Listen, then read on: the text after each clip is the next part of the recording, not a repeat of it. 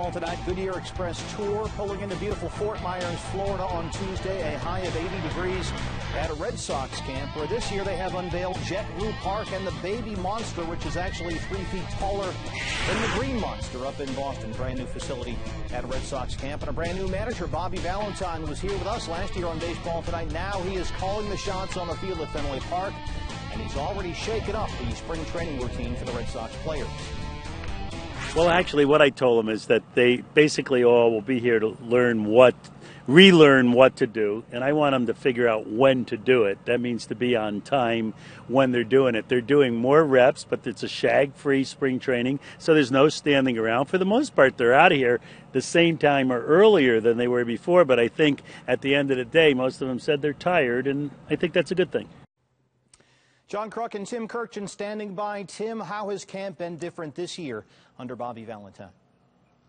Steve, it's been completely different. Let's understand with Terry Francona, he had been here for so long, 8 years, that he had trusted most of his guys to go about and do their work the way professionals do. But with Bobby Valentine here, I've been told there's a whole lot more teaching going on, a whole lot more drills, how to get a secondary lead, how to run the cutoff play, and that's the big difference, is that Bobby is putting in a new system with some of these guys, and there is a lot more fundamental work out there. John, is that what you're seeing? Yeah, that's what the players are telling me. They said not only are they doing more of the fundamental work, they're doing it for a longer period of time, and that's Bobby. You know, he's going to put his stamp on this team. Look, every team runs the cutoff and relay, the bunt plays, the secondary leads. Bobby's just taking it to a different level. Instead of doing it for 10 or 15 minutes, he's doing it now for a half hour to 45 minutes. Some of the players are, a little bit more tired than they were last year, but at the end, Bobby thinks it's going to help them tremendously.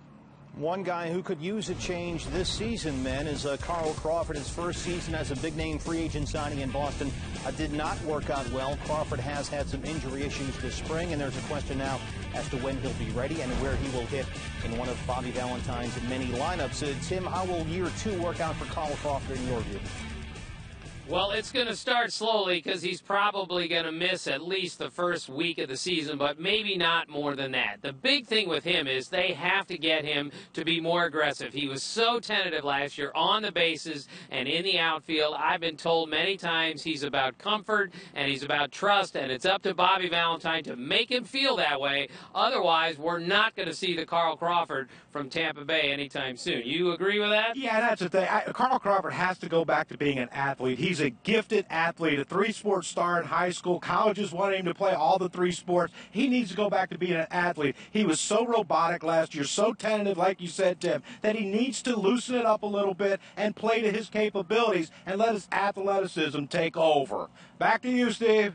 Guys, thanks very much. It's a long road for Kirchen and Kruk now as the Goodyear Express Tour makes its way from Florida over to Arizona. We are off the rest of the week. We'll see you next week, Monday, from Angels Camp at 4:30 Eastern Time. Then Tuesday, March 13th, we'll visit the Brewers. And then Thursday, our big fantasy show. That's 9:30 Eastern Time. A big week next week from Arizona here on Baseball Tonight.